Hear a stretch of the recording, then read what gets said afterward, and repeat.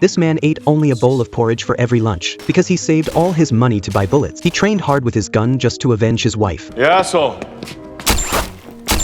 But this man was only the beginning of his revenge. His real target was everyone on Wall Street. The man's name was Jim. Half a year ago, his wife Rosie was diagnosed with cancer during a checkup. Although the treatment cleared all the cancer cells from her body, there was still a high risk of it returning. The doctor suggested Rosie should get a new hormone injection every week. The price of the medicine was very high, but Jim still agreed to the doctor's advice without hesitation. When he tried to pay, he was told their medical insurance had already reached its limit, so Jim had no choice but to pay with his credit card. Back home, he immediately called the insurance company to ask about it, but the medical bills were higher than Jim's salary. Worried, he hung up the phone. Rosie sat behind him in silence. That night, Jim was woken by Rosie sobbing. She believed her illness was dragging Jim down. She did not want her husband, who had already sacrificed so much for her, to fall into debt. Jim comforted her and told her not to worry. He said he still had his veterans compensation. Stop.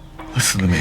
We need the treatments. We need to get well. The next day, Jim called his fund broker, but as soon as the call went through, the broker claimed he had a meeting and hung up. Jim was furious. Seeing this, Jim's friend at the table brought up the topic as well. Frank and me just learned that we have lost 20% of our pension. After hearing him out, Jim suddenly had a very bad feeling.